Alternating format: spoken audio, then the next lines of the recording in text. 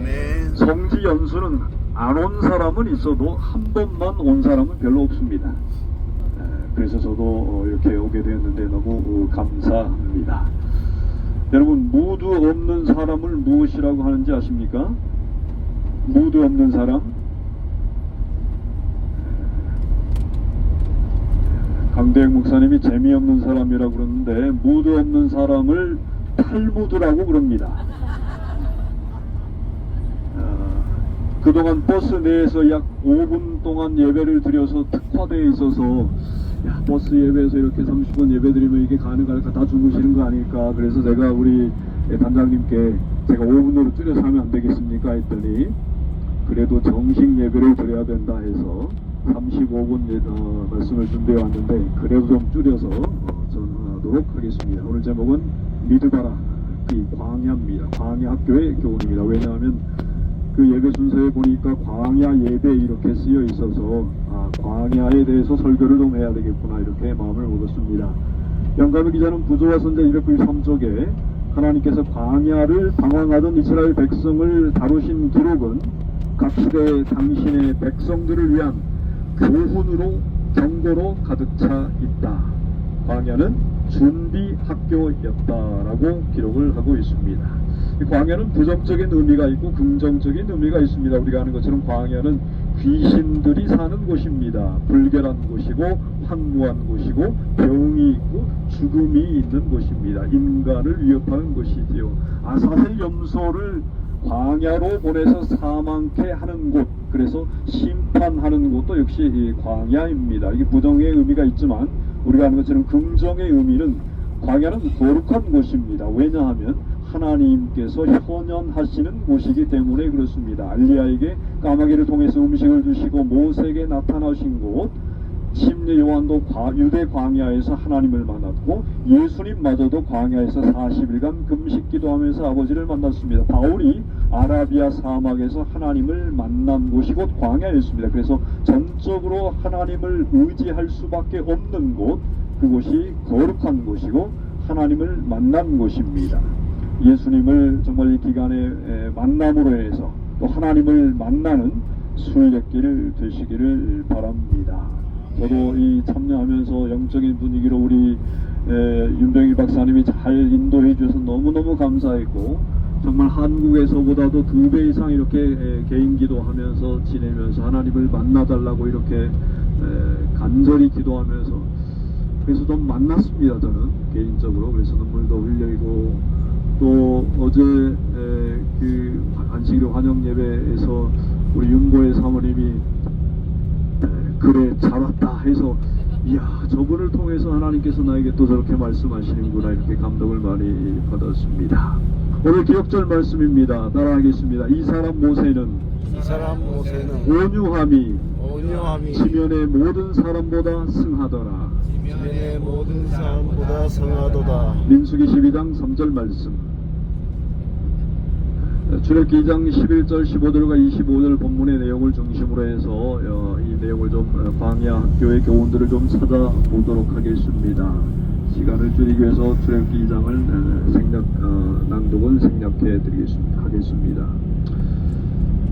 애굽을 탈출한 이스라엘 백성들이 꼭 통과해야만 하는 관문이 바로 광야였습니다. 가나안 입성을 위해서는 반드시 통과해야 했습니다. 광야를 건너뛸 수가 있었으면 좋겠지만 당시에는 기차도 없었고 우리가 타고 있는 버스도 비행기도 없었던 시절이었기 때문에 걸어서 갈 수밖에 없었지요. 그러나 광야에서 수많은 복병들이 이스라엘 백성들을 괴롭혔습니다. 아말렉, 암몬, 모압 족속들이 괴롭혔고, 먹을 음식과 마실 물의 부족, 이런 것들이 고통스럽게 했고, 무엇보다도 지도자를 원망하는 고질병이 시도 때도 없이 나타났습니다. 이런 복병들 때문에 40일이면 충분히 통과할 광야를 결국 40년 만에 통과하게 되었지요. 그러나 이 광야는 위대한 교훈과 배움의 학교였음에 틀림이 없습니다. 한국의 위인들을 가장 많이 배출한 대학이 2개가 있습니다. 어느 대학인지 아십니까? 한국의 최고의 인생대학, 첫 번째는 군대입니다. 두 번째는 감옥이랍니다. 사람들이 이렇게 얘기합니다. 사람을 만들거나 아니면은 망치거나 하는 곳이 군대거나 교도소이기 때문에 그렇게 말을 합니다. 그런데 그리스도인에게 광야는 사람을 키우는 인생 대학입니다. 모세를 하나님께서 쓰실 수가 없었어요. 그러나 미디안 광야 학교 졸업을 한 이후에는 쓰임받게 되었습니다. 지혜공사학 71쪽에는 그분께서는 가치없는 돌을 당신의 영광로 속에 던져놓지 않으신다. 그분께서 연단하시는 것은 가치 있는 것이다. 혹시 여러분들도 광야 가운데 있습니까? 특별한 섭리가 있는 것입니다. 광야 학교의 훈련을 잘 마치고 나면 하나님께 쓰임받는 인물이 되는 것입니다. 그와 같이 하나님께 쓰임받는 우리 모두가 되기를 간절히 바랍니다. 광야교는 두 번째는 겸손 훈련의 장소입니다. 겸손은 자기 힘을 빼는 훈련이지요. 배추를 소금물에 절이는 것처럼 그렇게 하는 것입니다. 군대 가면 PRI 체조라고 있는데 사격술 예비 훈련입니다. 피가 나고 알이 배기고 이가 갈리는 훈련이라고 그러는데 영어는 전혀 다른 의미입니다. 하나님께서도 일꾼을 부르시기 전에 그들에게서 힘 빼기 훈련, 즉 겸손 훈련부터 시키는 것입니다. 모세는 40세에는 내가 이스라엘 민족을 해방시킬 지도자라고 생각했습니다. 자기를 신뢰한 것, 자기 능력을 신뢰한 것입니다. 나 정도면 이제 할 수 있다라고 생각한 것이지요. 그런 상태에서 혈기를 누르지 못하고 애굽 사람을 죽이게 된 것이지요. 하나님이 이를 통해서 모세의 힘을 빼기로 작정하셨고 모세를 40년 동안 광야라는 소금물에 푹 담그셨습니다. 겸손 학교로 입학시킨 것이지요. 하나님은 자기 자신을 신뢰하는 사람을 일꾼으로 부르지 않습니다. 지나친 자기 과신은 하나님의 일을 하는데 장애가 되는 것입니다. 모세가 광야 학교에서 힘을 뺄 때까지, 다시 말하면 겸손해질 때까지 하나님께서는 40년을 기다렸습니다. 내 힘으로는 아무것도 할 수 없습니다라고 고백할 때까지 40년이 걸린 겁니다. 그래서 80세 모세를 불렀을 때 모세의 답변이 그거였지 않았습니까? 다윗도 마찬가지였습니다. 사울 왕의 질투로 광야로 쫓겨간 이 도망자 다윗은 사람에게서 받을 수 있는 모든 도움으로부터 차단되었을 때에 겸손해졌습니다. 하나님을 더욱 온전히 의뢰한 것이지요. 여러분 아직도 내가 무언가 할 수 있다라고 생각되십니까? 그러면 여전히 애굽에 있는 것입니다. 사도 바울도 아라비아 광야를 경험한 이후의 고백이 나도 육체를 신뢰할 만하지만은 육체를 신뢰하지 아니하노라 라고 빌립보서 3장 3절에 아라비아 광야 이후에 고백하고 있는 것을 보게 됩니다. 아직도 여러분들이 신뢰할 만한 것이 나에게 좀 남아있다라고 생각이 되면 이 연수 기간 동안에 다 내려놓으시기를 바랍니다. 우리는 아무것도 할 수 없습니다. 오직 하나님께서만 하실 수 있습니다. 세 번째 목양 훈련을 하는 장소가 바로 광야입니다. 양치기 우리 가이드 선생님이 잘 설명해 주셨는데 양치기 보스커스, 목자, 비메노스, 양의 방울소리나 성질을 잘 아는 목자, 우리도 작은 목자가 되어야 되겠다라고 하는 그런 교훈도 있지만 우리 예수님은 완벽한 목자이십니다. 그러나 문제는 양입니다. 예수님께서 요한복음 10장에 나는 내 양을 잘 알고 양도 나를 아는 것이, 우리 예수님 목자는 우리를 잘 아시는데 우리는 예수님 말씀을 잘 듣고 순종하는가, 잘 아는가? 예수님이 문제가 아니고 목자가 문제가 아니고 우리의 문제라는 것을 생각해 보았습니다.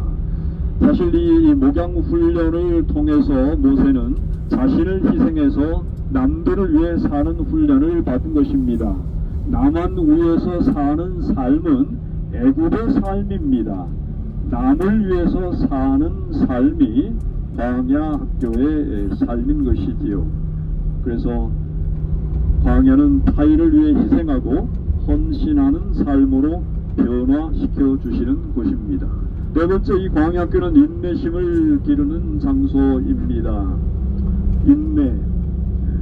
광야는 하나님의 사람이 기다림을 통해서 변화되는 것이지요. 육의 사람이 영의 사람으로, 공주의 아들이 하나님의 사람으로 변화되는 것입니다. 육신을 의지했던 사람이 하나님을 의지하는 사람으로 변화되는 것입니다. 출애굽기 2장 13절에 보면 여러 해 후에 애굽 왕은 죽었고, 이 여러 해 후에는 40년 후에 그 의미입니다. 사실은 40년 동안 모세가 광야 생활을 한 후에라는 오랜 기다림 끝에 드디어 모세의 때가 온 것입니다. 사도행전 7장 30절에는 40년이 참해.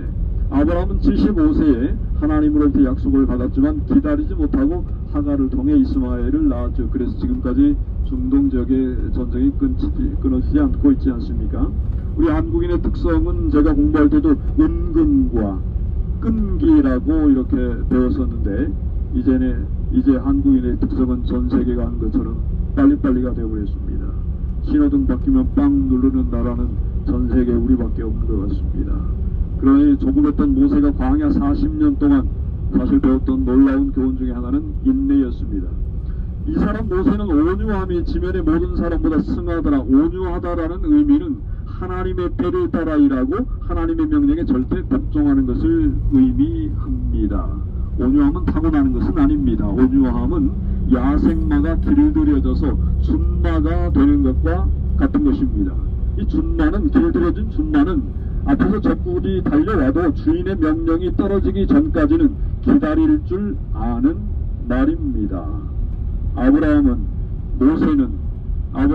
약속을 듣고 난 이후 25년을 기다려야 됐고, 모세는 40년을 기다렸습니다. 요셉은 꿈을 꾼 이후에 15년을 기다렸습니다. 다윗은 기름 부음을 받은 후에 15년을 기다렸습니다. 기다림은 이 손을 놓고 있는 나태한 상태를 말하는 것이 아닙니다. 오늘 하나님의 부르심이 오늘 있을까 하고 긴장한 가운데 하루하루 최선을 다해 살아가는 상태를 말합니다. 우리 예수님조차도 하나님의 때를 기다리지 않으셨습니까?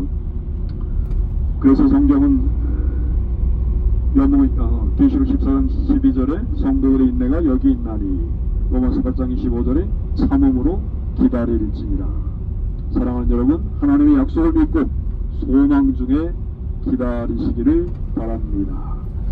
그러면 광야 학교는 구름 기둥과 불 기둥으로 인도하신 하나님, 말씀으로 인도하신 하나님을 만나게 하십니다. 광야, 어제도 우리가 설명드렸고 저도 그렇게 준비해 왔습니다. 미드바람이지요. 어떻게 우리 저 가이드가 이 다바르까지 아는지 참 신기했습니다만은, 이 다바르에서 유래됐습니다. 이 말하는 것, 이 스피킹, 또 말씀 1150회 정도 구약에 사용되어져 있습니다. 10계명과 10가지의 말씀들, 이 단어이지요.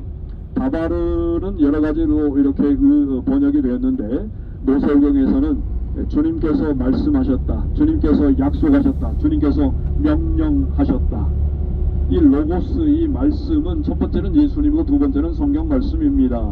오늘날 우리 하나님께서는 이스라엘 백성들은 구름기둥과 불기둥으로 이렇게 인도함 받았지만은, 오늘날 우리는 성경 말씀으로 인도받는 줄로 믿습니다.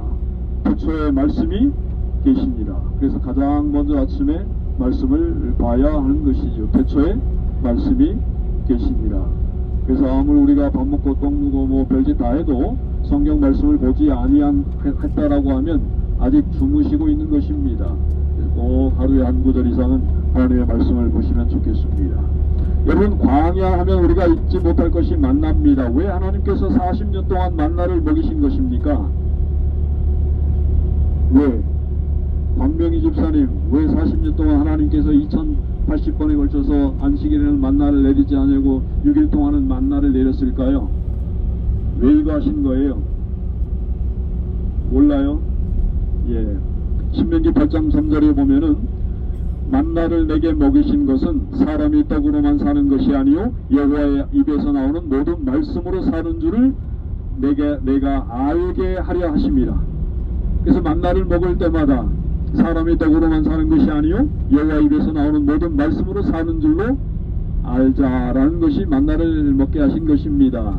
그러면 이 40년 동안 이 만나를 먹이신 이 사람이 떡으로만 살 것이 아니요 밥으로만 살 것이 아니요 하나님의 말씀으로 산다, 이게 무슨 뜻인가?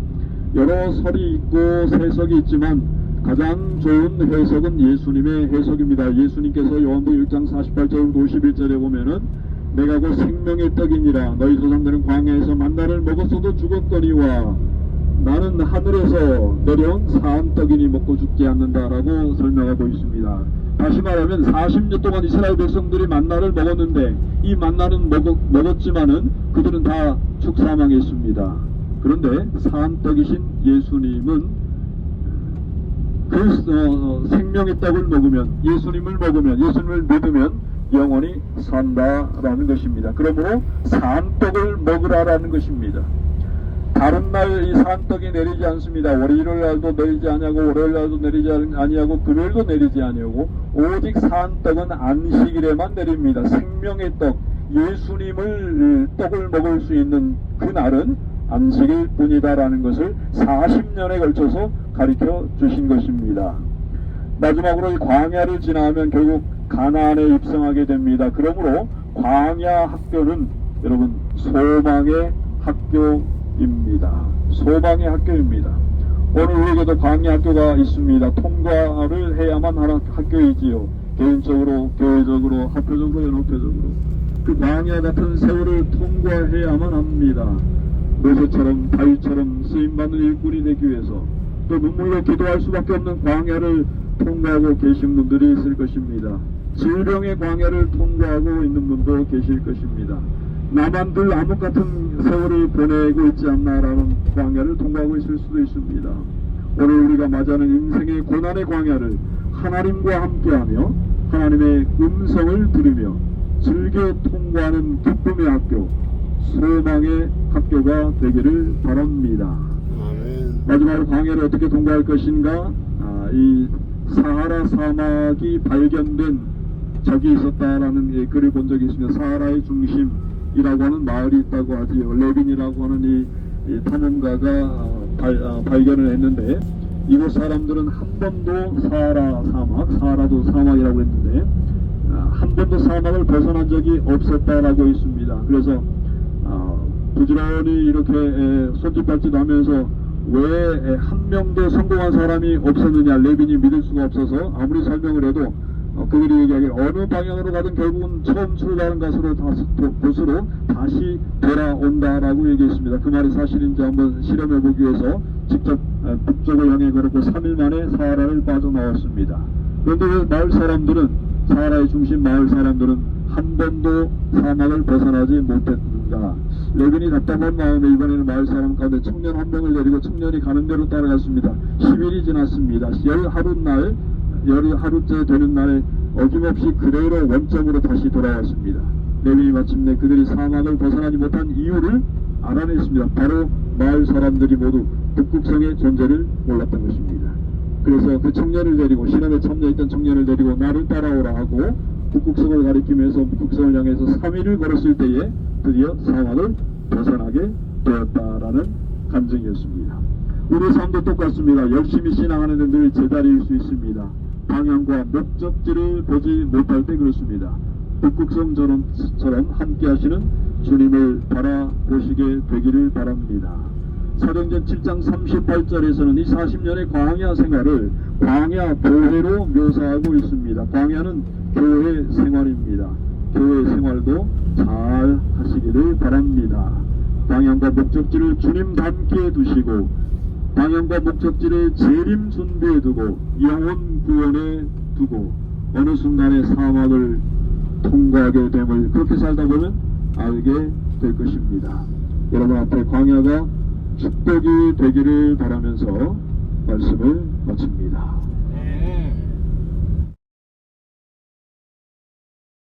광야를 건널 때 목표와 방향을 하나님께 두게 하시어서 하나님의 음성을 들으며 즐겨 통과하는 기쁨의 학교, 소망의 학교가 되게 하시사 우리 모두 하늘 가나안에 다 입성케 하여 주시옵소서.